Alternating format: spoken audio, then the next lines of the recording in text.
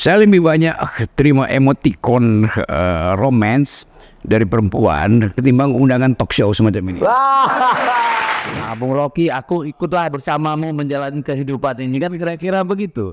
Iya, kalau saya lahir lebih awal, mungkin saya ada bersama Ibu Mega tuh. Gue bilang karena gue ada di Paris, emang di Indonesia ada senyumnya melampaui Mona Lisa, itu Megawati. Hancur Dedi. Berarti Bung Rocky ini mirip sama Pak Jokowi juga kalau begitu. Sebagai Cuma bedanya kalau Bung Rocky manjat tebing sama gunung, Pak Jokowi kan manjat tangga kekuasaan. Luar biasa. nikmatnya beda tuh. Cuma jangan didengar istri saya dong ya. Bahaya nanti pulang ke rumah.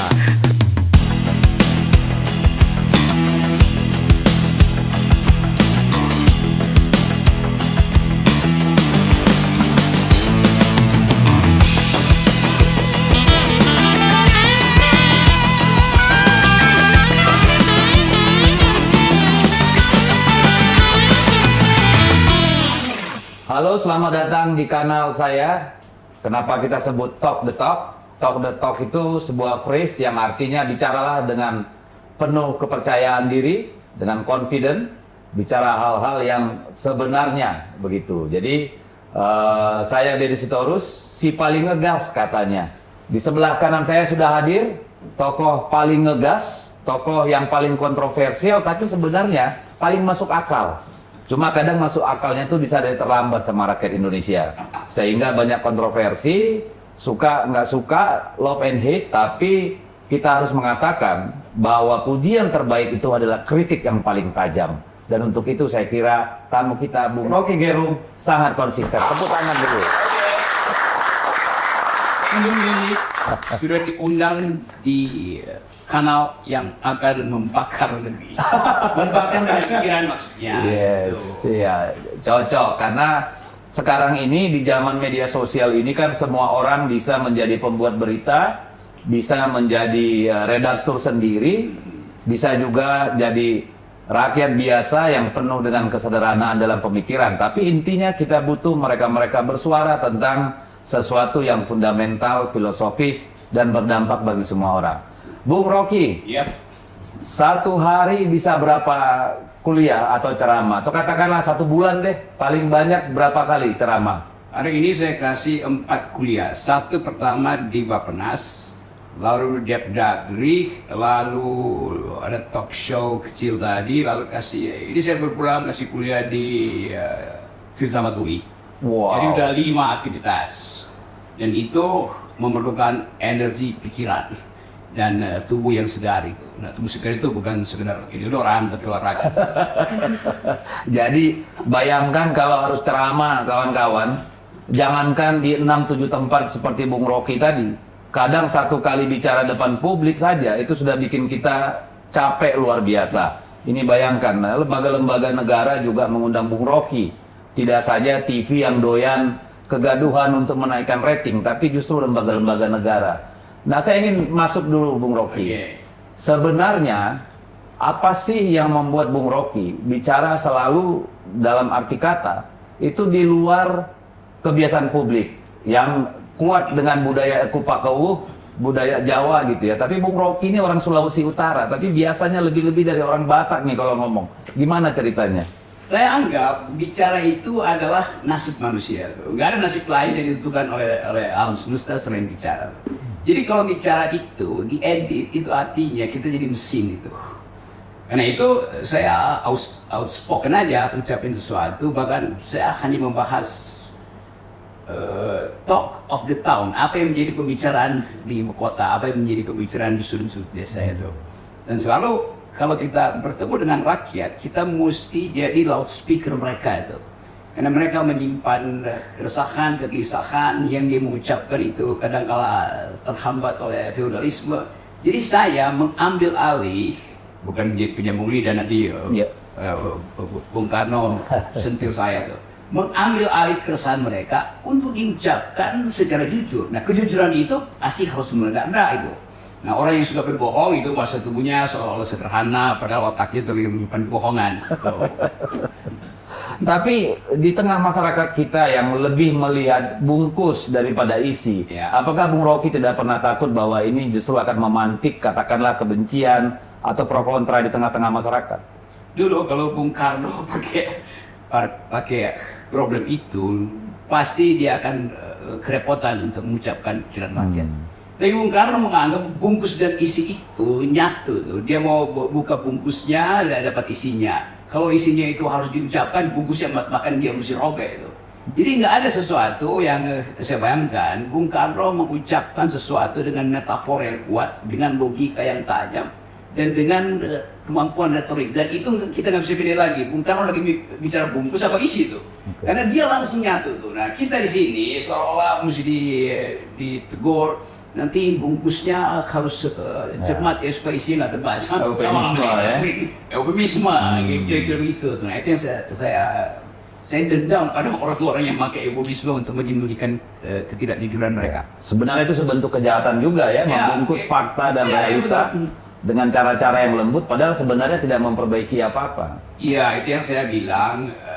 Sopan santun dalam politik itu artinya ketidakjujuran. Oke. Harus sebetulnya terang-terangan aja ngasih tahu you salah itu.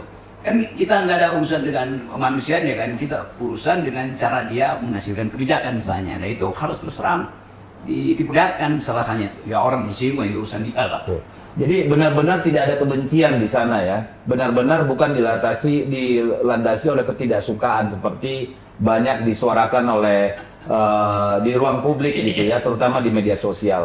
Jadi benar-benar tidak ada kebencian terhadap katakanlah pemerintah atau Jokowi misalnya. Nggak ada, saya tidak pernah membenci manusia itu.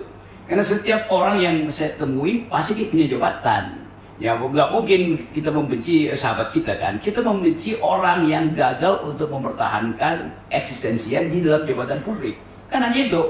Jadi kalau saya kasih kritik pada timnas itu, saya bilang ini timnas ini sebetulnya tim naturalisasi dan nasional tuh. Marah semua orang tuh, dan saya bilang enggak. Saya cuma mau terangkan itu bahwa ada problem, bahwa saya mencintai sepak bola ya pastilah. Bahwa saya ingin supaya menang, bahwa pastilah. Tetapi seringkali kita mesti jujur juga mengatakan bahwa ini sebetulnya bukan timnas, tapi tim naturalisasi, timnas. Jadi timnas.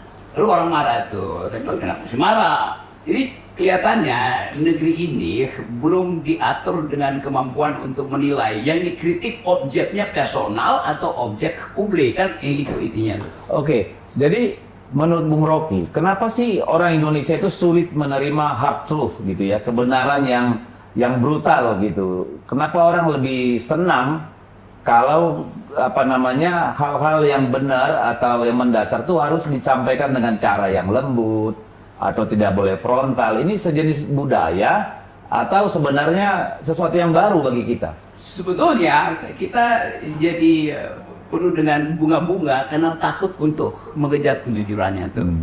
Dan mungkin dipengaruhi juga oleh ras bintang itu kan. Saya Aquarius itu. Lahir bulan Januari. Jadi kadang-kala saya merasa kejanuarian itu memungkinkan saya untuk eksplor segala sesuatu tanpa ada rasa takut. Dan kalau nggak salah Ibu Mega juga lahirnya Januari ya. Jadi itu anak saya nomor 1 juga Januari. Sama-sama. Jadi kemampuan itu juga kita mengerti karena pasti ada sesuatu. Kan setiap orang punya bintang yang diacu gitu kan. Nah saya mengacu pada bintang yaitu kejujuran dan mau marah nggak ada soal. Ibu Mega juga begitu. Ibu Mega nggak pernah nahan logikanya kan, diucapin aja. Kemudian orang marah, bahasa tubuhnya begitu. Iya, tapi di belakang bahasa tubuh itu ada logika yang benar pada Ibu Mega tuh. Jadi buat saya nggak ada soal tuh, Dad. Oke. Jadi boleh nggak kita katakan begini, bahwa sebenarnya ini adalah persoalan kebudayaan, bukan literasi. Karena kalau dikatakan literasi, yang mendukung Bung Rocky itu banyak dari masyarakat biasa. Ya, yang komentar di media sosial segala macam. Sementara di kalangan menengahnya ini justru yang banyak tidak nyaman gitu. Ini menjelaskan apa sebenarnya? Itu seolah-olah mau disinopsiskan bahwa Indonesia itu sopan santun. Iya, sopan santun itu kan bahasa tubuh. Tetapi dalam percakapan, apalagi percakapan publik, nggak boleh ada sopan santun. Coba lihat pendiri bangsa ini, Haji Agus Salim tuh sopan di mana dia kalau ngeledek orang. Sultan Syahrir berdebat nggak tanggung-tanggung. Siapa lagi yang belakangan Pak Rosyan Anwar itu kalau ngeledek itu habis-habisan gitu kan. Jadi buat saya sesuatu yang harus diucapkan, diucapkan aja kan. Bahwa itu kemudian menimbulkan kegembiraan atau menimbulkan kesedihan ya urusan emosi masing-masing lah. Tapi kita tidak boleh mengedit sesuatu yang kita anggap lurus sehingga dia akhirnya diterima sebagai bengkok. Karena mesti pakai tadi itu culture matters itu kan. Jadi culture matters itu ya buat keluarga oke, tapi buat urusan publik nggak boleh ada culture matter. Oke, jadi memang ada kecenderungan self censorship juga akhirnya belakangan ini ya. Nah, akhirnya begitu. Yang takut pada self censorship pasti di dalam dirinya ada kejahatan-kejahatan kecil yang Oke. Baik, coba kita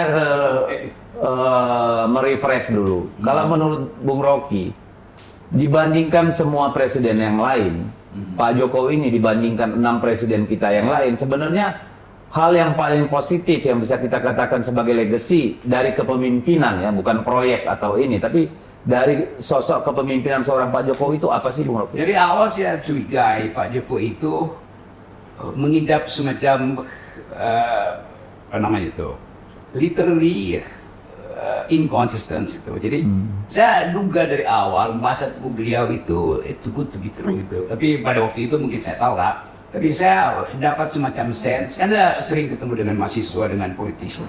Ya ada sesuatu yang under capacity, tetapi harus diucapkan dengan di backup oleh pencitraan. Jadi begitu pencitraan pertama muncul, waktu dibocorin kamera-kamera itu saya udah oke, ini berbahaya nih, karena pasti Pak Jokowi akan dikendalikan oleh lingkungan dia yang ingin ada kamera terus di situ. Akibatnya Pak Jokowi terjebak di dalam keinginan untuk melihat kamera kan.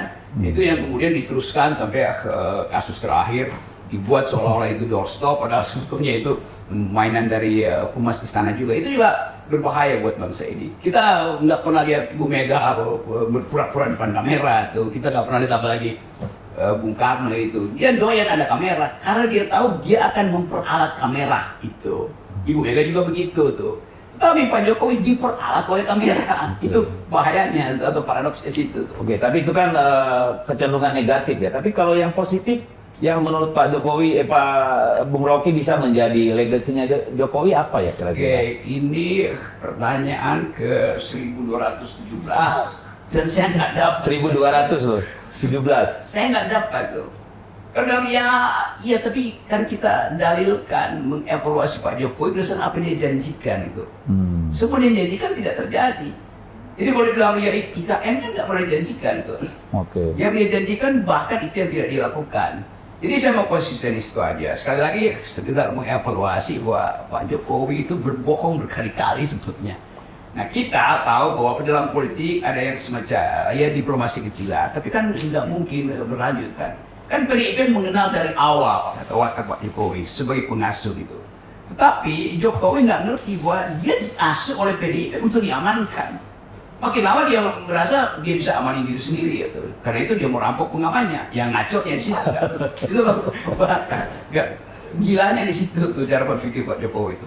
Oke, kalau menurut Bung Rocky, apakah katakanlah tadi persepsi tentang Pak Jokowi seperti Bung Rocky tadi, itu memang sesuatu yang sudah built-in di dia, atau beliau mengalami transformasi sebenarnya? Karena kan dulu Jokowi itu kan kuat sekali dengan aroma kerakyatan nih dalam tanda kutip.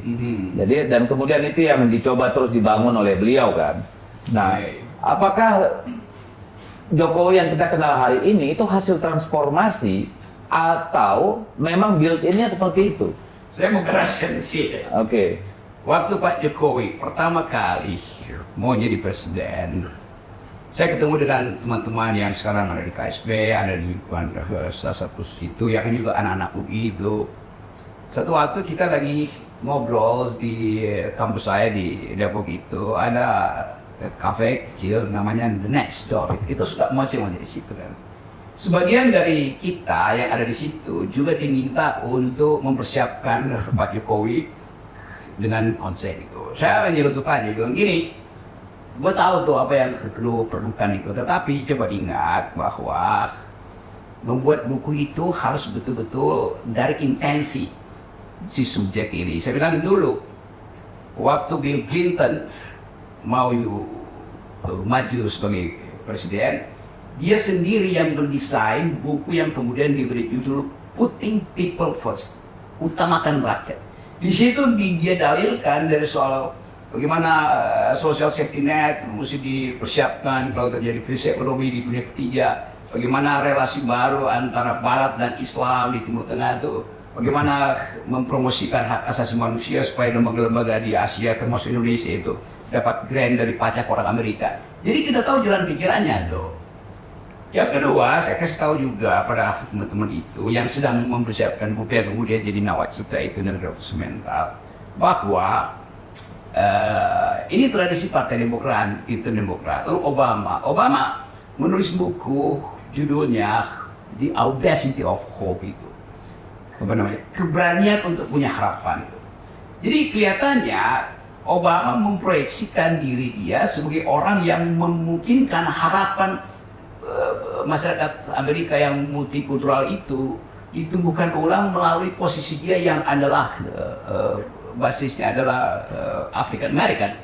Jadi semua konsep itu ada di situ. Saya juga sebutkan bahwa kalau Pak Jokowi bisa ambil tema yang kira-kira radikal seperti yang diucapkan oleh Martin Luther King di bulan Agustus 1963, I have dream, so someday we shall overcome. Kan semua itu saya bayangkan Bung Karno mampu untuk mengimajinasikan retorika semacam itu kan. Jadi setelah selesai itu tiba-tiba berkas sudah jadi, mesti dibawa mungkin ke Jalan Subang pada waktu itu di mana itu, teman dari sana telepon, ya Pak Jokowi berjanji untuk kita rapat sama-sama di sini membahas ide dasar buku itu yang udah ada draftnya. Terus dia pernah saya bilang buatinlah 4 halaman executive summary itu. Karena sekali lagi teman-teman saya kan. Lalu dibuatin dan akhirnya mereka bilang, Rok, ternyata Pak Jokowi cuma mungkin baca 4-10 menit. Jadi tidak berbekas dalam hatinya. Nah di situ pertama kali saya anggap, wah oke, kapasitasnya memang nggak ada. Jadi tinggalkanlah hal-hal yang sifatnya konseptual. Tapi setelah itu saya masih ketemu dengan semacam Romo Beni misalnya, teman baik saya tuh. Kan gini deh, hal-hal yang menyangkut pluralisme, saya bantu itu, saya bikinin draftnya itu. Serudupkan Pak Jokowi itu dibaca. Tapi kelihatannya orang-orang di situ itu tidak mampu untuk ambil inisiatif membrief Presiden Jokowi itu pada waktu itu jadi presiden. Bahkan saya bilang gini deh, kita bikin semacam pertemuan setiap sore itu, mungkin 2 minggu sekali ada gathering Pak Jokowi, ada orang yang paling bajingan, paling kritis, yang paling ngaco itu wartawan, intelektual, budayawan, suruh bercakap dengan Pak Jokowi. Jadi Pak Jokowi selalu well informed tentang current issues juga. Mereka kok bisa, gue bilang iya dulu Mitterrand di Prancis itu melakukan itu tuh. Semua orang pintar ya, bahkan yang paling kritis dia undang. Nah percakapan sore itu akan membuat Pak Jokowi nyaman di dalam wilayah intelektual gitu. Nggak jalan juga. Jadi memang udah ada defisit intelektual pada beliau. Dan teman-teman, termasuk teman-teman saya itu nggak mampu untuk tegur Pak Jokowi, naikin sedikit abstraksinya tuh. Jadi tidak ada latihan di situ, mungkin terlambat Pak Jokowi. Tapi ini masalahnya intellectual capacity, yes, atau memang interestnya yang nggak ada? Ya dulu saya anggap bahwa intellectual capacity-nya itu udah, bukan kita bilang nggak mampu, tapi ya udah, jadi terima aja itu fakta, intellectual capacity-nya nggak ada. Maka karena itu mesti di backup dengan semacam sugesti-sugesti itu supaya interestnya muncul. Ternyata nggak muncul juga tuh. Ya mungkin nggak ada orang yang tega untuk kasih tahu kan Pak Jokowi ini salah nih gini. Dan karena itu tadi mungkin ada feudalisme tuh, merasa ya Pak Jokowi kasih semacam aura supaya jangan mendekat karena pakai bahasa Jawa, lu semua merasa oke, ini raja yang ada di depan. Oh memang dia jadi raja. Tapi kalau saya ingat-ingat ya, Pak Jokowi itu kan memang kuat sekali dengan katakanlah tanda kutip atribut-atribut kerakyatan, atribut-atribut rakyat. Kita ingat waktu baru-baru Pak Jokowi muncul ke publik kan selalu muncul dengan kesederhanaan, dengan sepatu seharga 50.000, 70.000, baju yang murah, segala macem gitu ya, makan yang juga secukupnya gitu. Tapi yang saya mau tanyakan sama Bung Rocky, apakah itu nggak genuine? Ataukah itu sesuatu yang apa namanya engineered gitu atau direkayasa? Ya itu yang disebut dimanufaktur konsensus bahwa Jokowi adalah orang yang sederhana. Saya buka sedikit rahasia lagi karena menjelang pergantian kekuasaan, kita belajar juga dari cerita-cerita yang akhirnya terkumpul. Satu waktu saya ada di Solo tuh, diminta ngajar di UNS. Pada waktu itu saya, kalau nggak salah dengan Ari yang sekarang Ari Dupayana. Bukan. Ari, Oh, oke. ya itu Ari yang kurang bermutu itu. Yang IPB bukan? Bukan, yang UGM, yang sejarah. Oh iya. Ari Sujito. Oke. Saya kasih kuliah di situ, lalu masuk notes kecil. Oke, setelah selesai, kita mau bicara ya. Saya bilang, oke. Karena saya pikirin tim dosen kan. Ya. Setelah mana dosen-dosennya? Pada waktu Pak Jokowi udah jadi wali kota. Ya. Enggak, kita bukan dosen. Loh, kalian siapa itu? Nanti saya mau terangin gitu. Dibawa saya ke angkringan. Oke. Di Solo ya? Solo nih, lalu mereka bilang, sebetulnya ada orang yang tuh Pak Rocky, tapi dia lagi sakit. Siapa namanya? Rewang. Rewang itu adalah tokoh Partai Komunis Indonesia, pemimpin pemuda rakyat, Ya, orang kiri lah ya. orang kiri yang paling paham tentang rakyat. Dia anggota termuda di Komite Sentral Partai Komunis Indonesia. Karena waktu itu partai itu resmi, bukan partai yang dilarang ya. Resmi. Lalu mungkin murid punya Rewang ini, karena setelah itu kemudian ya, beberapa bulan atau beberapa semester kemudian Pak Rewang meninggal. Ada bilang begini, ada pesan dari Pak Rewang, jangan percaya pada Pak Jokowi bahwa dia itu merakyat. Itu banyak orang yang tahu. Kenapa? Kalau ada jalan bolong, besok pagi selesai itu tanpa pakai APBD. Lu gimana caranya?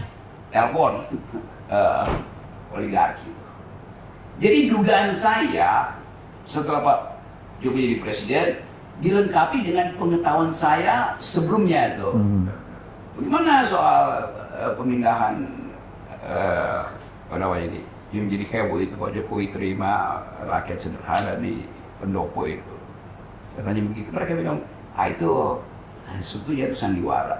Karena sudah diselesaikan di bawah meja duluan. Dengan apa? Dengan uang itu. Jadi saya mulai tahu bahwa ada pencitraan dari awal, bahkan ketika beliau masih wali kota. Oke. Nah ini mungkin ada orang lain yang nggak punya pengetahuan ini, tapi saya mengalami itu, saya hubungkan dengan beberapa peristiwa, lalu saya anggap bahwa oke, berarti ada mental di dalam diri Pak Jokowi, ambisi yang di-backup oleh pencitraan, bukan oleh kapasitas. Tapi itu sudah terjadi, saya anggap oke, itu sudah terjadi itu. Dan suatu waktu setelah Pak Jokowi sudah masuk, teman-teman saya yang LSM ini, kita berkumpul saya diundang untuk kasih komentar di rumahnya Pak Arifin Panigoro itu, jalan apa namanya itu biasa kita pakai di Senopati. Iya, di depan Senopati itu ada Teten ini. Iya teman-teman saya itu, saya bilang, oke, saya setuju kalian masuk ke dalam, jadi KSP di situ, di dalam tim kecil Pak Jokowi. Tetapi kita bikin perjanjian ya, saya nggak akan masuk, tapi saya akan backup kalian dengan konsep. Tapi bikin perjanjian, kalian di dalam lapor kepada kami yang di luar. Etikanya begitu tuh. Lama-lama mereka going aktif, bahkan cari suaka di situ. Nah, ada komisaris. Banyak teman-teman kita juga di situ. Banyak. Gitu. Jadi saya menganggap, kalian nggak jujur dong. Saya justru mau membantu supaya ada pembagian kerja. Pada itu saya bilang, kalian tatap mata jenderal-jenderal di situ, tundukkan secara mental. Apalagi Teten, kalau kamu kepala staf itu, kamu itu orang nomor 2 di Republik. Anda bisa nipu, Anda bilang, mana Panglima Abri, mana Kapolri, saya mau bicara tuh. Nggak bakal Kapolri itu menolak atau reject ke Pak Presiden, kan nggak mungkin. Tetapi kelihatannya mental itu nggak ada. Padahal saya tahu, kalian kan kita sama-sama berani dulu untuk. Nah, mereka show culture juga kan? Ya, saya kira gitu. Bisa tiba-tiba. Kok lu takut maka Wiranto? Jadi dari awal terlihat mental itu nggak ada. Jadi saya anggap, waduh, saya kasihan Pak Jokowi. Jadi di awal itu saya dukung Pak Jokowi, bukan saya. Oke. Karena saya anggap, dia adalah seorang sipil. Kita bikin percobaan tuh bahwa orang dari daerah walaupun sudah tahu, mungkin Pak Luhut atau Pak Yusuf Kala ada sedikit cawe-cawe untuk membawa Pak Jokowi ke Jakarta, demikian juga Pak Prabowo lalu tiba pada Ibu Mega. Oke, saya nggak peduli itu. Saya peduli bahwa harus ada kurikulum hak asasi manusia, kurikulum keadilan, kurikulum pengetahuan sedikit tentang sosiologi pada Pak Jokowi. Nah, itu saya buatkan tadi, bahwa kalian harus rutin itu brief Pak Jokowi. Nggak terjadi. Jadi kelihatannya tim itu juga mengalami problem yang sama, yaitu tunduk pada jurnalisme. Dan kalau kita lihat semua anggota tim yang dulu bersama-sama Pak Jokowi di awal tuh hampir semua tidak ada lagi yang tersisa tinggal ya, itu bersama beliau ya. Dan itu juga munafik gitu. Kan mestinya mereka ada di situ. Temani beliau sampai ya selesai dong itu udah sampai. Jadi terlihat juga pragmatisme kan akhirnya tuh.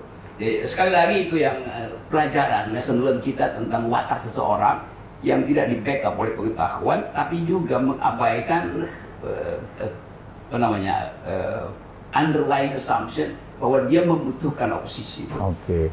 Nah, kalau kita lihat periode pertama Pak Jokowi, tidak terlalu banyak istilahnya power politics di dalam. Ya, padahal waktu itu kan bisa dikatakan PD Perjuangan dan Pak Jokowi itu secara politik tidak kuat, ya. Dan kemudian dibandingkan dengan periode kedua, di mana power politicsnya begitu luar biasa, dan akhirnya membuat semua orang takluk. Sebenarnya apa sih kuncinya? Seorang politisi dari Solo, dari rakyat kebanyakan gitu ya, belum pernah di tingkat nasional, lalu kalau pemahaman kita ini kan pasti dia butuh waktu untuk mengenali jejaring yang ada, historicalnya seperti apa, siapa saja yang punya modal sosial, modal politik, modal pendanaan dan seterusnya. Tapi kalau kita lihat periode kedua itu ya, kenapa magnetnya begitu kuat sehingga semua takluk di bawah Pak Jokowi? Saya coba bayangkan Pak Jokowi dari Jogja, dari Solo, pindah ke Jakarta, pindah ke Menteng di mana elit politik bermukim tuh. Dan beliau nggak pernah tahu ini siapa nih, genrenya siapa tuh, kapasitasnya apa tuh.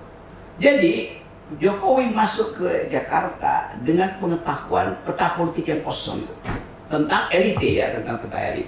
Tapi pada waktu itu udah ada semacam euforia bahwa oke, rakyat betul-betul menerima semacam genre baru, cara baru berpolitik. Jadi tanpa evaluasi lagi, taken for granted bahwa Jokowi sudah mampu atau sudah menghidupkan yang disebut politik kerakyatan. Pada saat yang sama, elit ini mengintai Pak Jokowi karena dia tidak punya kurang kapasitas, makanya dipermainkan aja kan. Akibatnya Pak Jokowi terima semua usulan kok pada waktu itu kan. Itu yang kemudian menyulitkan dia tuh. Dia mengandaikan dia punya kemampuan, tetapi dia dipermainkan oleh mereka yang tahu dia dari atas bahwa jalannya akan ke sini. Tapi kemudian berkembang karena udah 5 tahun di periode kedua, Pak Jokowi udah tahu tentang yang kita sebut psikologi politik manusia tuh. Jadi Pak Jokowi tahu, you pasti mau ini, you pasti mau ini. Jadi dia belajar dari pengalaman itu. Manage harapan para elit ini, kepentingannya. Betul. Jadi setiap orang itu yang udah bertahun-tahun ada di dalam kegiatan dia persiapa. Seorang montir itu nggak perlu belajar di ITB untuk paham tentang mesin, karena tiap hari dia kutak-kutik itu kan. Jadi Pak Jokowi juga akhirnya mengerti bahwa mesin politik dia itu wataknya begini, si A begini, si B begini. Jadi akhirnya Jokowi belajar, oke, saya bisa kendalikan kan. Gitu. Dan saya kira dari situ tuh. Jadi orang-orang elit ini juga terjebak di dalam upaya mereka yang gagal mengendalikan Jokowi. Nah, Jokowi berbalik mengendalikan mereka. Iya, karena dengan kasus tuh. Karena sebenarnya didasari oleh kepentingan ya. Ya, itu masalah itu. Karena sama-sama punya kepentingan, ya asal titip aja siapa yang psikologinya lebih cepat terbaca. Oke, kita coba lompat. Kalau basis hubungannya adalah kepentingan, bagaimana Bung Rocky melihat pasca tidak menjadi presiden lagi? Apakah dalam situasi seperti apa Pak Jokowi akan berada? Apakah tetap menjadi magnet atau rujukan, atau ditinggalkan, atau seperti apa sih kalau dengan situasi seperti sekarang?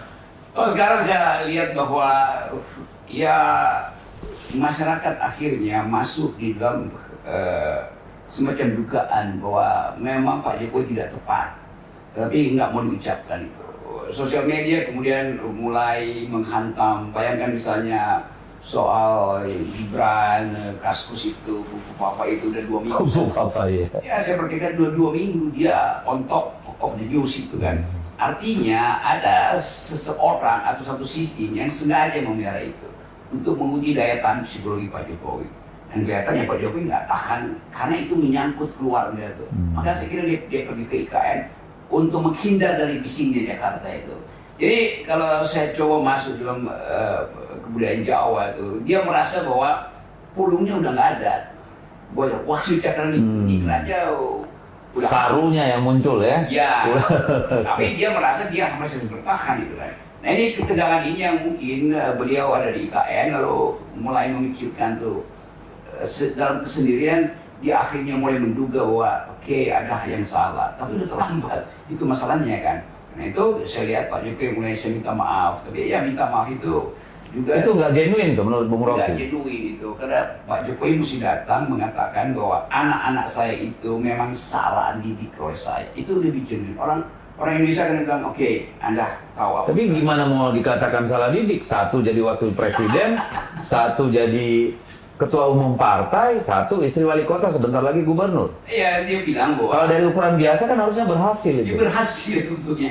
Tapi kan dia sebetulnya bahkan powernya masih ada, udah post power. Oh gitu ya. Jadi mental Pak Jokowi itu tiba-tiba layu kan. Jadi kita lihat di lapangan bola kemarin itu ada sensasi buruk pada Pak Jokowi. Tapi mungkin dia nggak peduli lagi, dia merasa pokoknya saya mesti ada kamera itu kan. Jadi ketagihan kamera itu soalnya tuh. Dan itu kan bahaya orang yang ketagihan kamera. Begitu baterainya. Ilusi ya. Iya, ilusinya dia ungkapkan terus. Sekarang dia pergi ke IKN yang ngapain IKN? Dan mungkin dukunnya bilang udah pergi ke IKN dulu kan. Saya sebut kata dukun itu karena jadi top of the town soal perdukunan di istana. Oke, jadi coba menurut Bung Rocky nih, 20 tahun lagi, 25 tahun lagi, Oke, masyarakat nih terus Bung Rocky nanti dia yang simpulkan nanti di menurut Bung Rocky, 20-25 tahun lagi, rakyat Indonesia itu akan mengingat Jokowi sebagai tokoh yang seperti apa kira-kira? Orang tetap akan ingat Pak Jokowi itu karena ada semacam memori kolektif bangsa ini yang pernah merasa ada seseorang yang dengan sangat sederhana menyapa rakyat, ada seorang dengan sangat tulus. Tetapi karena ada sosial media, semua itu akan diingatkan orang. Begitu ada orang yang generasi 20 tahun lagi yang masih FOMO, dan FOMO-nya itu justru pada isu-isu hari ini akan mengatakan bahwa iya memang betul, tetapi kan sudah dibantah oleh Dedi dan Rocky di top the top tuh kan. Jadi semua ini kan akan mengingatkan, tapi tetap memori itu ada kan. Yeah. Tetap aja ada orang yang merasa tersentuh, dikasih baju oleh Pak Jokowi, dikasih hadiah kan. Itu akan melekat. Saya punya pengalaman buruk tuh suatu. Saya hanya 1 kali mendampingi Pak Jokowi, kebetulan datang ke dapil saya tuh. Jadi kita ke pasar, lalu di pasar mulai tuh bagi-bagi kaos. Saya lihat kan, saya ambil dari pas pampres, saya bagi satu-satu gitu. Terus tiba-tiba dari belakang saya Pak Jokowi kan lempar-lempar gitu. Saya ngelihat, saya kaget. Akhirnya saya tinggal tuh, saya nggak ikut sampai akhir bagi, karena saya nggak tega gitu. Tapi rakyat tuh bahagia loh, berebutan sampai saling injak-injak tuh hanya untuk dapat baju dari Pak Jokowi. Iya, karena tetap mereka nggak peduli itu. Dia anggap bahwa ini orang panutan. Jadi apapun yang dilakukan itu diterima aja. Diterima Buat saja. kita yang rasional menganggap ya datang dong kasih itu. Tapi itu kan dianggap budaya barat gitu kan. Oke. Bagi rakyat itu aja kan nggak penting. Yang penting fantasi mereka tentang seseorang itu ada di depan mata mereka tuh. Dan bahkan lempar pak itu. Jadi bisa dibilang dia dianggap rakyat di bawah itu memang seperti Ratu Adil gitu ya, Yes. orang yang dinantikan. Iya itu Pak Jokowi betul-betul dapat grammar itu tuh, karena itu Oke. diulang terus kan. Nah kesalahan Pak Jokowi yang begitu nggak boleh diulang-ulang, Ya. karena orang akan bikin perbandingan tuh. Lama-lama Pak Jokowi terus-menerus masih lempar-lempar, orang ini nggak sopan dong. Jadi Ya karena sangat beda ketika Pak Jokowi melempar-lempar itu diglorifikasi dan masyarakat suka. Tapi ketika itu dilakukan oleh Pak Prabowo, kalau saya nggak salah, dari mobil, itu dibully habis-habisan. Kenapa bisa berbeda? pada waktu itu Jokowi punya kesempatan untuk menghasilkan relasi dengan rakyat. Pak Prabowo tidak punya kemampuan itu tuh, karena Pak Prabowo kan tetap gaya komandonya masih ada. Jokowi betul-betul larut dengan rakyat. Jadi Pak Jokowi hadir di dalam kerumunan, Pak Prabowo hadir ditonton oleh kerumunan. Itu beda itu dua hal. Jadi tidak cair kimianya. Oke. Jadi kalau kita melihat nih situasi yang sekarang seperti yang sudah kita punya, menurut Bung Rocky, sebenarnya ada nggak sih alternatif lain yang bisa dipilih Jokowi supaya kondisi politik tidak seperti hari ini? Di mana sih titik berangkatnya kemarin persimpangannya Pak Jokowi itu? Apakah ketika mendukung atau tidak Ganjar, atau ketika dia sudah dilantik sebagai presiden kedua untuk periode kedua, atau di mana sih? Kalau misalnya sekarang kita di titik A, jika pada satu ketika dulu Pak Jokowi mengambil jalan yang berbeda, sejarah juga akan berbeda. Pasti. Dan pada waktu itu perut Pak Jokowi itu lebih dominan daripada hatinya tuh. Oke. Gitu. Jadi ada semacam ketagihan kekuasaan dan ingin cepat-cepat dapat afirmasi. Candu ya, kekuasaan memang candu. Dan ingin dapat afirmasi itu. Kan sebetulnya kan kalau kita bikin komparasi, Pak Jokowi mungkin melihat bahwa kalau dia udah selesai, nanti apa peralatan dia dibandingkan dengan SBY yang punya partai, dibandingkan ibu punya partai itu. Jadi dia nggak mampu untuk melihat bahwa tanpa partai pun kalau dia lakukan sesuatu yang sifatnya ethics, value itu orang akan lihat value-nya di situ sebetulnya. Nah itu sebetulnya kegagalan Pak Jokowi. Dia udah merakyat, dia udah dapat kemarxismenya itu tuh. Tapi dia masih ingin melembagakan marxismenya itu kan. Padahal kalau dia nggak lembagakan orang akan ingat terus Jokowi. Tapi begitu dia berambisi 2 periode ditambah 3, wah itu orang menganggap berarti Anda itu hanya menginginkan kepuasan kekuasaan, bukan keadilan sosial seperti yang dibayangkan oleh Soekarno kan. Jadi tetap orang bikin perbandingan itu. Jadi bagi anak-anak muda nih, karena kan kita tidak ingin juga, ini kan generasi Z ini kan, Gen Z, Gen X gitu kan. Sekarang ini kan bisa dikatakan lebih banyak mengambil pelajaran politik, kepemimpinan, itu dari media sosial. Nah, apa sih yang bisa ditangkap atau diambil nilai positifnya Pak Jokowi ini bagi orang-orang muda sekarang? Orang muda ada di dalam penyesalan sebetulnya. Mereka tetap mengidolakan Jokowi. Tapi kemudian berhenti ketika Ibu Mega menegur keras Jokowi. Lalu mereka mulai analisis. Kan Ibu Mega yang mengasuh kan itu Mami Nausbek. Ya. Lalu mereka menganggap kenapa bisa dengan PDIP itu kan. Nah, mereka mulai riset itu, bicara dengan seniornya dan mereka temukan bahwa belum gitu Ibu Mega memang punya hak untuk mengusir bahkan beberapa orang yang saya ia memang diusirkan dari istana dari pimpinan enggak diusir tapi didiamkan. Ya artinya Ibu Mega nggak suka lagi itu. Jadi anak muda akhirnya merumuskan bahwa Ibu Mega bukan marah sebetulnya, menyesal bahwa ada seorang anak yang seperti itu tuh. Yang saya kasih semacam gambaran waktu di sebuah talk show bahwa dulu di dalam mitologi Yunani itu ada seorang laki-laki pria yang ingin jadi raja, mengabdi pada si raja, lalu diminta kesetiaan pada raja dengan memenggal kepala ibunya tuh, dan dia memilih pergi di kerajaan sambil memenggal kepala ibunya. Dia bilang, ini kepala ibu saya yang saya sangat cintai, dipersembahkan pada raja. Waktu dia naik ke atas singgasana raja, kepala ibu yang dipenggal itu jatuh terguling. Pada saat terguling, kepala itu masih bilang, "Nak, hati-hati ya menapaki kursi kerajaan itu." Jadi ada pesan moral tinggi di situ. Ya tentu Ibu Mega juga merasa bahwa kan saya asuh kamu itu, kenapa berbuat begitu. Tapi itu semacam pembatinan Ibu Mega yang kita hanya bisa lihat di dalam kata dia tuh. Tapi saya kira Ibu Mega juga memahami bahwa ya ada hal yang tidak sempurna dalam proses pengasuhan itu. Ibu Mega kan punya kemampuan untuk mendamaikan dirinya sendiri dengan perbuatan seseorang yang sudah mengkhianati dia.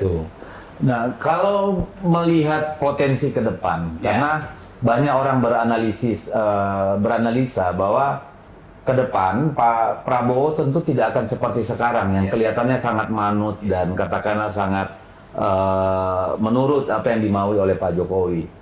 bahkan di depan publik itu berkali-kali. Tetapi di sisi lain sering terlihat juga ketegangan. Ya, misalnya pada waktu konferensi pers di KM tuh soal keberlanjutan, kelihatan sekali gestur Pak Prabowo itu kan sangat tidak nyaman, ya. Dan gestur Pak Jokowi juga tidak nyaman gitu. Kemudian kita lihat bagaimana keributan yang ditimbulkan oleh revisi Undang-Undang Pilkada kilat yang ingin mengaborsi putusan MK itu. Itu terlihat dan kita dengar juga bahwa Pak Prabowo tidak happy dengan itu sehingga akhirnya gagal juga gitu.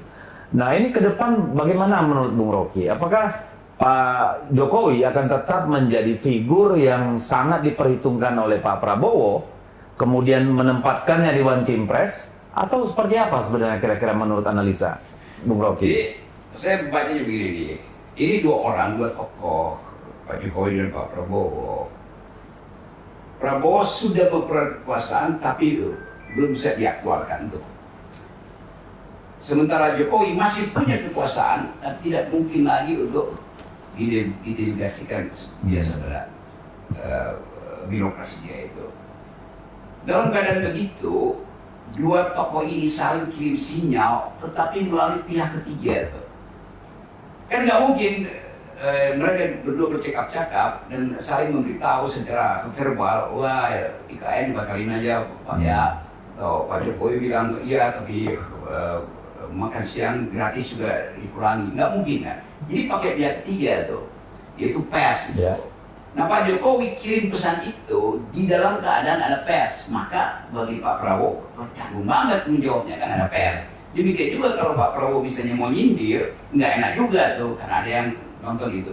Jadi duel psikologi ini yang akan terus berlangsung sampai 2 Oktober. Begitu 20 Oktober, nggak ada lagi problem itu pada Prabowo. Prabowo akan lebih lugas untuk mengatakan bahwa oke, saya tahu bahwa saya sudah berjanji pada Pak Jokowi 4 tahun mungkin, tapi itu kan belum sebelum saya melakukan kalkulasi ekonomi secara rasional tuh. Ya mungkin itu akan diucapkan. Tapi Pak Jokowi nggak bisa kirim sinyal lagi kan.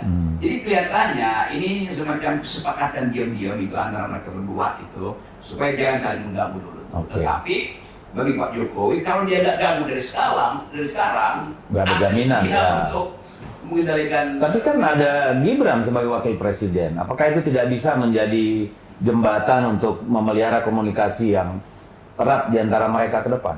Iya, sebelum ada acara Fuku Fafa aja juga udah tahu bahwa agak berat, apalagi ada Fuku Fafa dan mungkin ada tambahan lagi Fafa Fufu berikutnya.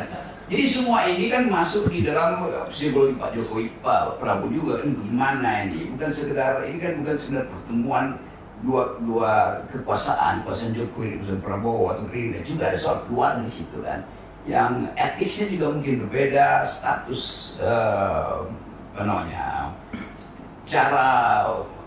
cara berbahasa berbeda, bahasa tubuh berbeda antara Gibran dan keluarganya Pak Prabowo. Kan itu juga dipertimbangkan tuh. Nah saya membaca bahwa Prabowo bilang melalui Dasko nggak ada masalah tuh dengan Fuku Fafa tuh. Artinya memang ada masalah. Oh gitu ya, kebalikannya ya. Pastilah kan nggak mungkin ini memang dipermasalahkan. Jadi upaya untuk menahan nggak bisa lagi tuh, sehingga kan defensif mestinya biasa aja nih, betul. Jadi defense mechanism itu menunjukkan bahwa ada masalah sebenarnya. Saya kira hanya bisa lihat gesture itu, tetapi saya ingin pastikan bahwa dari segi kapasitas pembiayaan pasti ke IKN itu akan dibatalkan. Untuk paling ya oke, karena Pak Jokowi masih ada ya dikasihlah porsi yang kira-kira masuk akal sedikit bagi Pak Jokowi. Tapi setelah itu ya pasti tim ekonomi Pak Prabowo akan ke situ. Jadi sedikit banyak tentu masyarakat Indonesia sebagian besar banyak melihat bahwa Pak Jokowi ini kan bagaimanapun sudah melakukan banyak hal, sudah berbuat banyak hal. Katakan saja misalnya soal konektivitas, ya tentu berguna ke depan. Termasuk juga soal katakanlah BBM satu harga di Papua, yang walaupun sekarang lebih banyak dimainkan mafia kan itu ya. Tapi hal-hal itu tentu kan hal positif yang harus disimpan oleh rakyat Indonesia.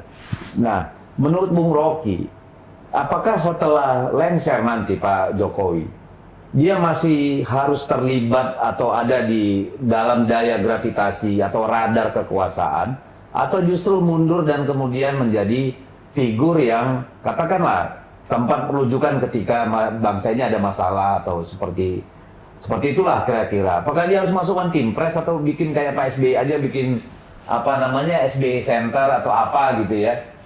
Ide untuk Pak Jokowi tidak ada kecuali dia ingin ada di situ melalui proxy Gibran. Dan itu pasti akan dilakukan. Tetapi ada masalah sekarang tuh, bahwa Pak Jokowi tidak mampu lagi untuk memberi sinyal bahwa dia bisa punya akses metafisik bahkan ke Prabowo tuh. Kan kultur Pak Prabowo pasti akan one man show gitu kan. Kita lihat jejak Pak Prabowo komandan terus segala macam. Kan nggak mungkin walaupun Pak Prabowo militer kemudian memilih jadi sipil dan membuat partai, tapi ingatan dia tentang manajemen adalah militeristik. Dan itu dasarnya command gitu kan. Dan nggak boleh ada centralized ya itu. Dan itu yang mungkin akan sedikit kesel karena ada Gibran yang lamban gitu kan. Apalagi soal-soal yang menggunakan abstraksi itu nggak mungkin. Tapi secara chemistry atau katakanlah secara psikologis, Bung Rocky melihat Pak Prabowo dengan Pak Gibran ini minyak dengan air atau sebenarnya ada ruang untuk di mana mereka bisa sinergi?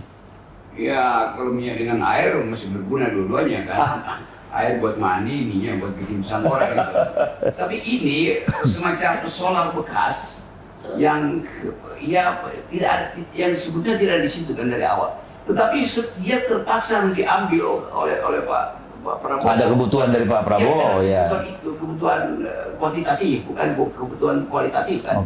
Kebutuhan kuantitatif suara Pak Jokowi betul-betul masih punya ada akses pada konstituennya. Maka dipindahkan ke situ kan.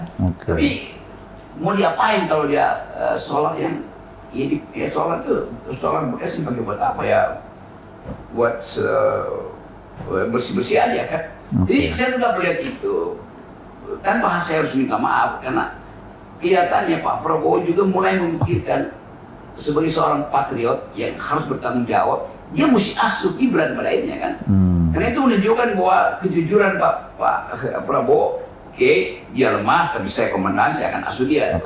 Nah masalahnya publik akan ganggu terus, itu soalnya. Seringkali di media sosial kalau ada postingan yang terkait Bung Rocky, itu selalu saya lihat nih banyak orang, robot, buzzer juga nanya, gunanya Rocky untuk Republik ini apa sih? Gitu ya. Ini kenapa bisa ada pemikiran seperti ini? Kenapa publik selalu mempertentangkan antara yang mengkritik dengan yang dikritik itu harus setara? Jadi kalau Anda mengkritik presiden, maka Anda juga harus punya kualitas presiden. Ini kan aneh ya kalau menurut saya. Ini kenapa bisa ada kayak begini? Apakah itu alamiah atau by design? Saya menduga kalau kan ada tim saya juga kasih tahu, ya paling itu satu orang tapi mengulang-ulang pola kalimat yang sama tuh. Jadi kelihatannya itu mesin yang menjawab. Jadi buat saya ya pasti ada orang yang nyinyir kalau saya lagi nyinyir ya dia berhak melakukan itu kan. Tapi buat saya kan orang suka bilang ya guna lu apa gitu. Ya menegur orang yang tidak berguna itu guna gue. Ya, siapa yang nggak berguna? Kalau saya bilang presiden, ya kan presiden berguna tuh. Maka masuk di dalam putaran retorika aja. Jadi saya selalu bilang bahwa saya memilih untuk memberitahu hal yang buruk. Kalau kalian ingin mengangkat hal yang baik, bagus saja kan. Tapi jangan suruh saya misalnya memuji Jokowi. Kan yang udah memuji banyak kan, ya buat apa saya nambah gitu kan. Jadi sekali lagi saya milih menjadi kritikus. Nah kritikus itu nggak perlu kasih jalan keluar.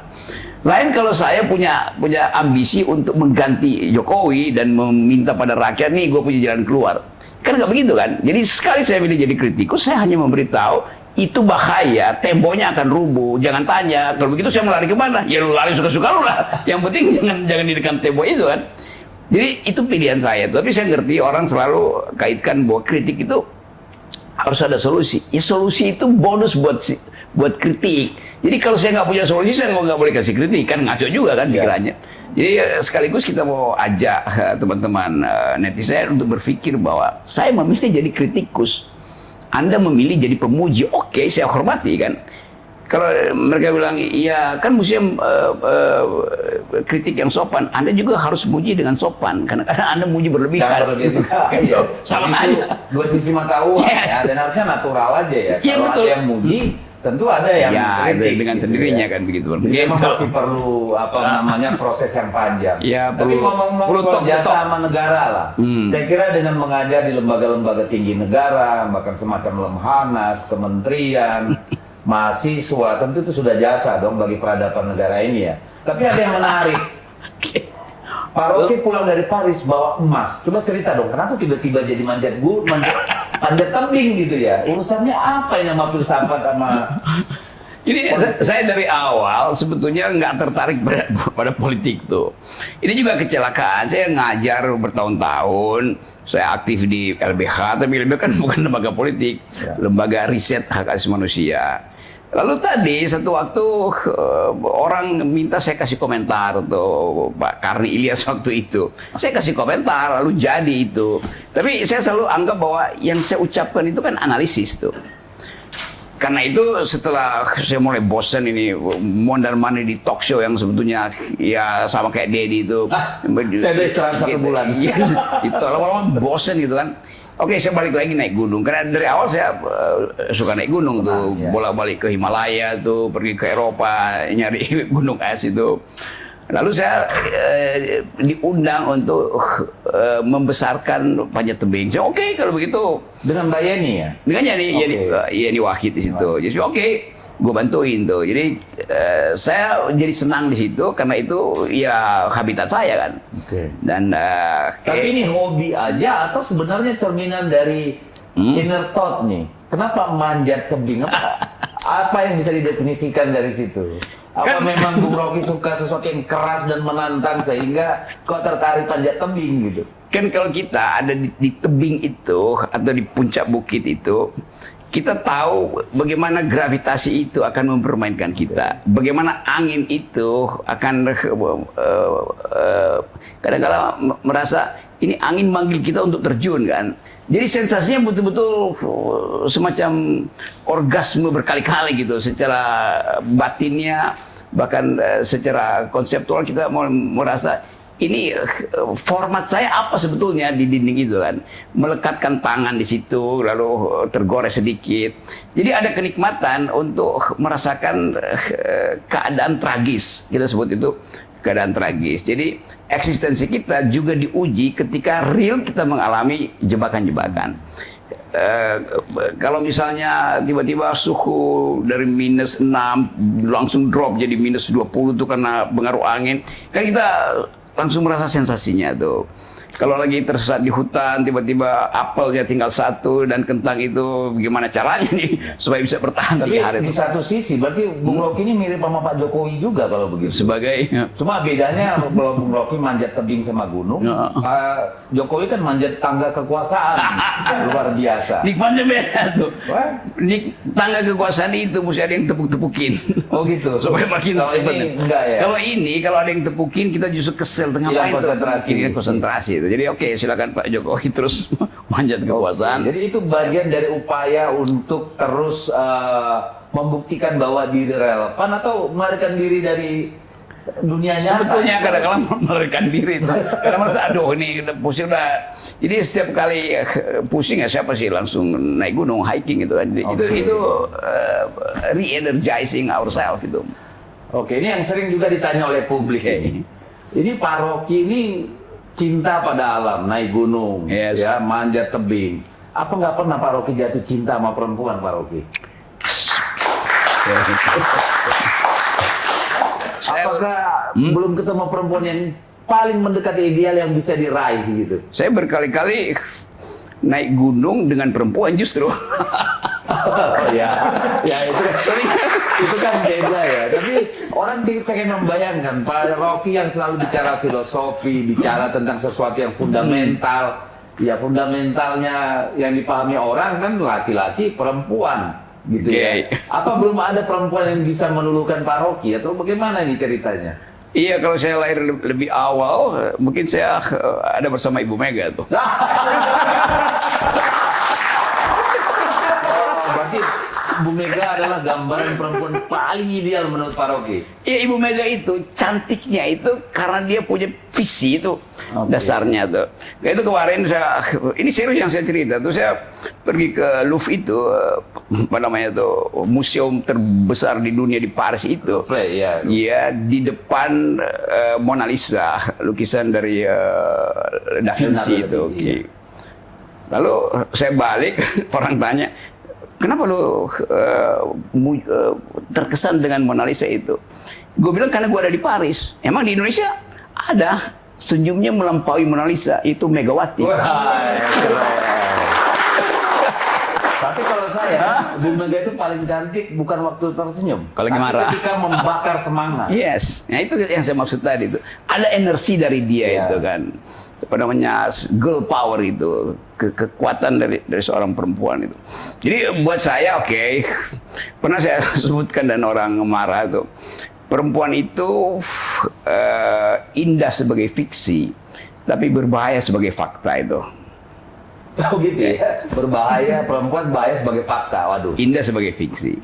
Tetapi sekali lagi, kan deal kita dengan yang kita sebut romance itu, justru dia jadi absolut, intensinya jadi kuat kalau nggak ada yang nonton. Romance yang ditonton itu namanya sinetron. Oh gitu. Oke. Atau apa bukan karena Bung Rocky ini memang cintanya lebih platonik gitu, jadi takut sesuatu yang real juga. Iya, cinta platonik itu dasar dari cinta yang memungkinkan kita mengevaluasi basis percintaan itu.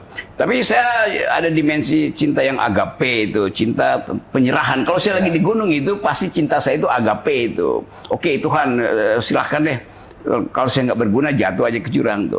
Tapi ada juga cinta yang dasarnya erotik, pasti ada cinta itu. Jadi saya akan tunggu misalnya kapan momentum erotik itu muncul, kapan momentum platonik itu muncul, atau kapan momentum agape itu muncul tuh. Nah itu nanti akan kita bicarakan di sesi 2 dan 3.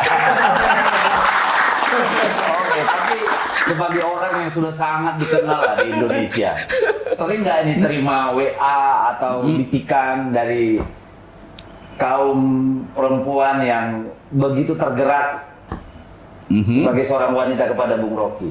Saya lebih banyak terima emoticon romance dari perempuan ketimbang Laki-laki. ketimbang undangan talk show semacam ini. Keren.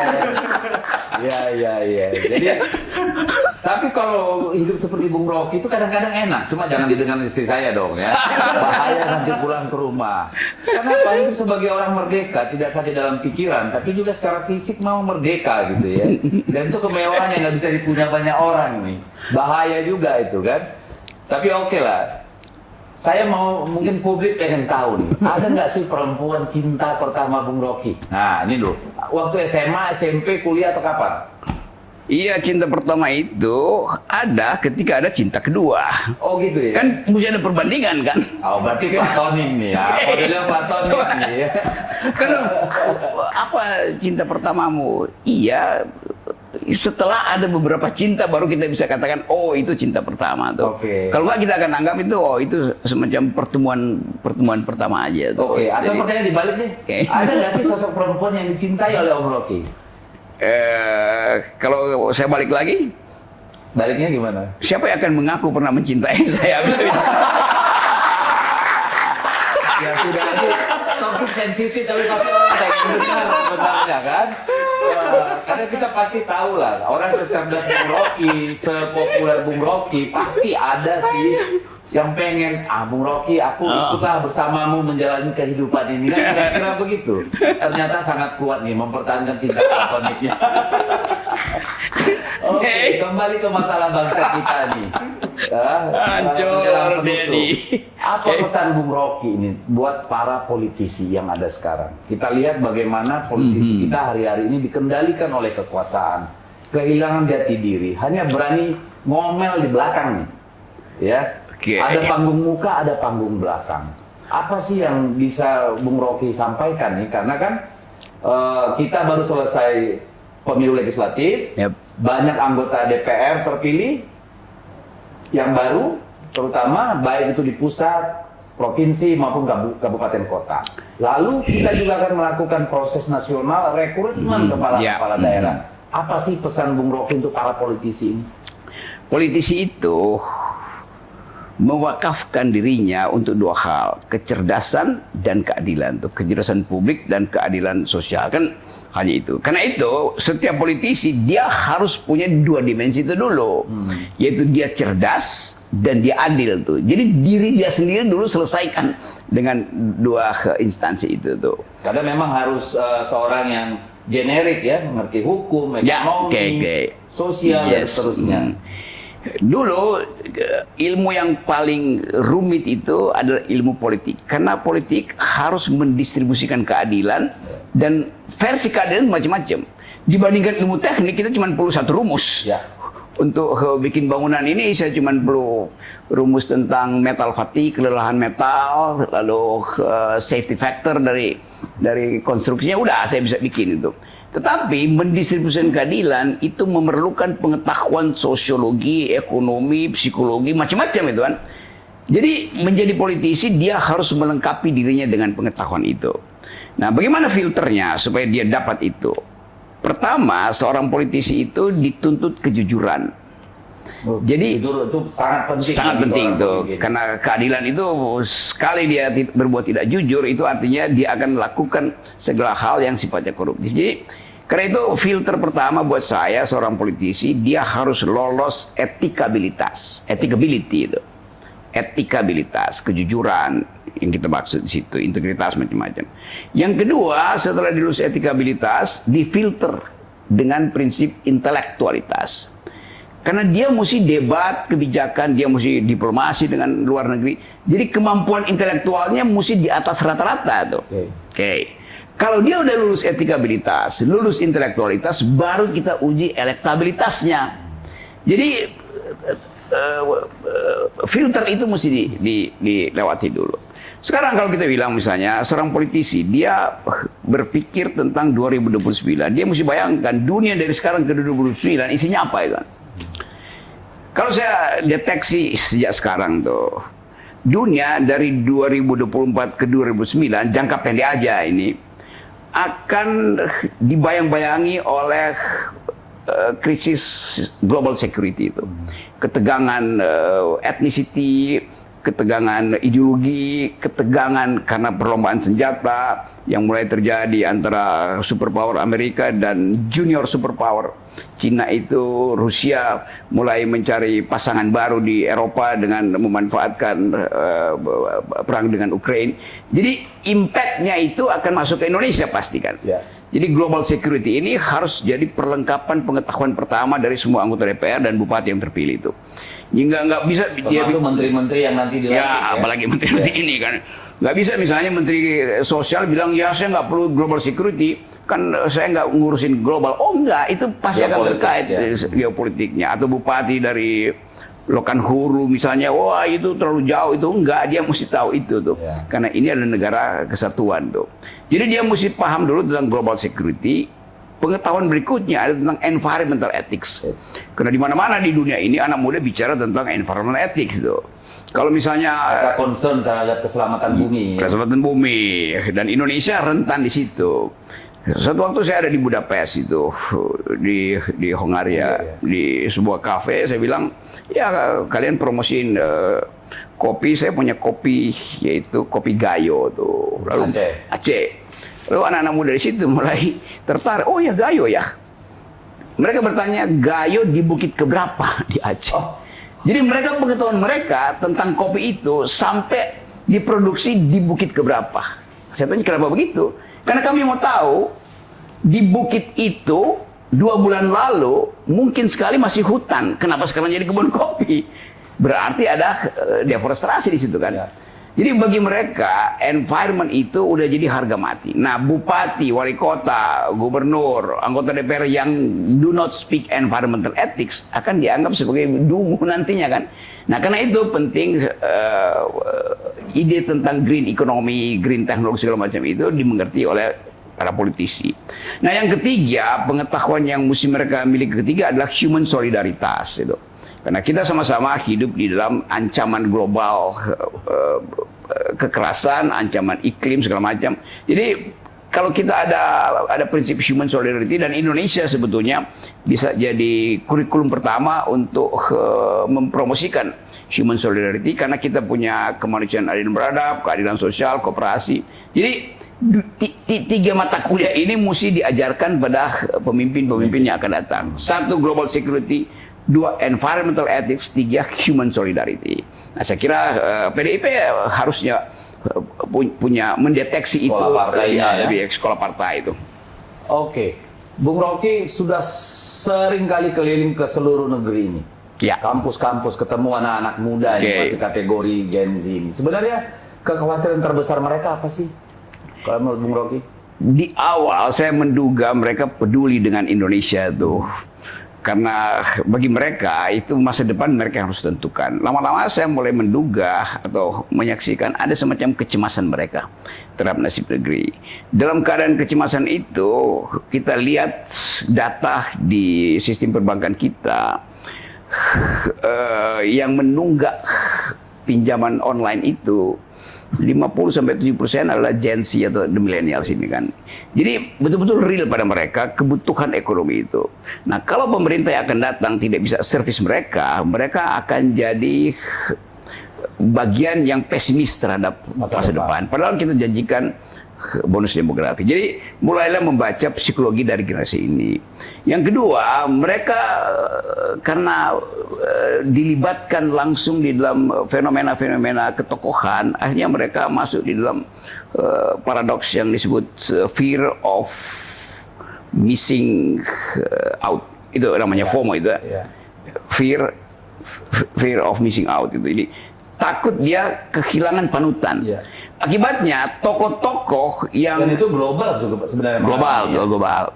Nah, di kita mereka takut dia nggak punya tokoh yang dianggap sebagai panutan dari komunitas. Nah, bahayanya yang jadi panutan mereka juga orang-orang yang dalam kapasitas pengetahuan tentang patriotisme, nasionalisme, dan tadi ide-ide global itu palsu sebetulnya. Dan yang bahaya, generasi yang dalam kehidupan mereka kehilangan identitas sebagai orang yang secara otentik mestinya produksi sesuatu dan langsung mencari cara dengan lebih mudah untuk sekedar mengabdi pada ketokohan seseorang tanpa ada kurikulum kritis, ini berbahaya untuk pertandingan merebutkan bonus demografi. Kan bonus demografi itu diperebutkan di antara negara, bukan kita yang akan dapat itu. Kalau kita misalnya punya kemampuan IQ naik sampai 2045 20% basis point, Singapura naik 30%, ya kita tetap tertinggal kan. Jadi kita memang naik relatif, tetapi secara absolut kita nggak mungkin kompetisi. Tapi apakah kekhawatiran para anak muda ini memang legitimate? Karena kalau saya melihat misalnya, apa sih sumber kekayaan negara kita ini? Kan bukan manufaktur. Betul. Lebih ke sumber daya alam. Dalam kondisi sekarang, di mana kepedulian terhadap bumi begitu kuat karena climate change misalnya, nanti kan sektor-sektor ekstraktif ini tidak akan terlalu dijadikan andalan. Lalu sebenarnya menurut Bung Rocky ini, ke depan anak-anak ini harus seperti apa? Ya, ada anak-anak yang well informed dengan soal-soal green atau robotics kan. Tetapi kan data yang ada, pemilih yang kemarin itu 70%, 78% adalah lulusan kelas 7, cuman nggak lulus SMA, nggak lulus SMP kan.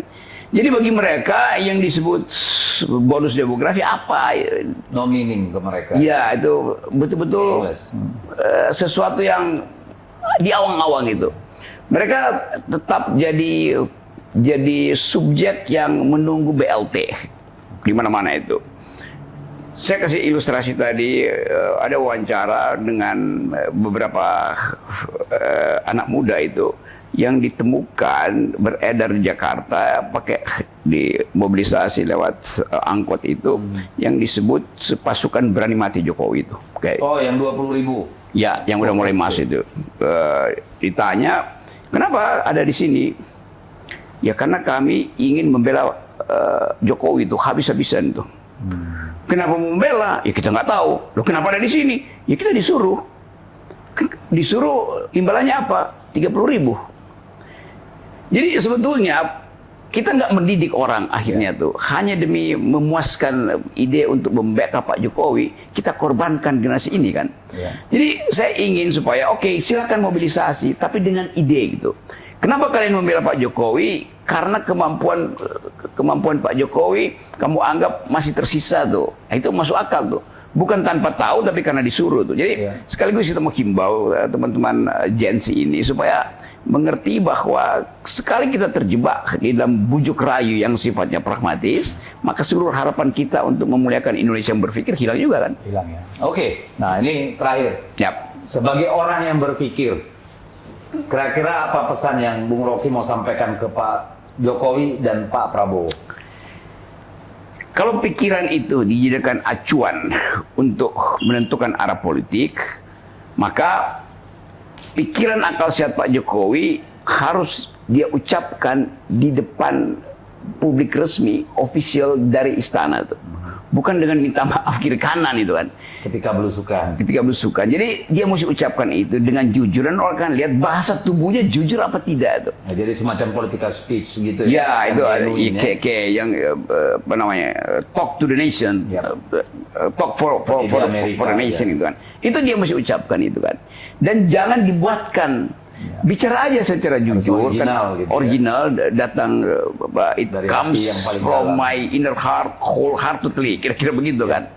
Nah itu sebetulnya, karena saya tetap anggap bahwa masih ada momentum sedikit bagi Pak Jokowi untuk menyadari itu, dan itu akan jadi game changer buat dia sebagai tokoh tuh.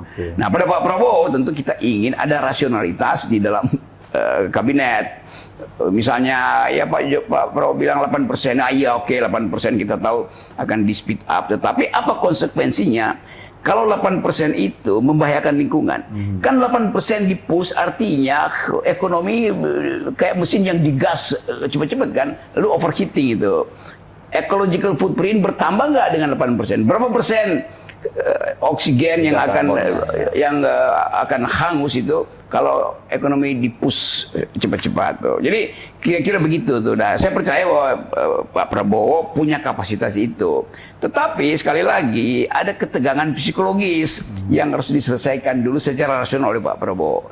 Jadi satu waktu nanti Prabowo juga akan kita minta bicara di publik, ucapkan bahwa saya sudah memutuskan dan saya kira Pak Jokowi akan mengerti bahwa saya tidak akan mengikuti semua langkah yang dia inginkan. Kan itu lebih fair sebetulnya tuh. Gitu. Fair kan buat dua mereka itu permintaan kita. Terima kasih. Saya kira mudah-mudahan Pak Jokowi dan Pak Prabowo mendengar nasihat seorang guru. Seorang guru ya, bukan seorang politisi ini ya. Nah, saya kira terima kasih Bung Rocky sudah mencerdaskan kita tentang banyak hal. Yang intinya adalah kalau bagi saya, pujilah setinggi langit, tapi kritiklah juga sekuat guntur, dan itu biasa-biasa saja. Oke, terima kasih kepada Bung Rocky. Ya, terima kasih. Sampai jumpa lain waktu. Oke.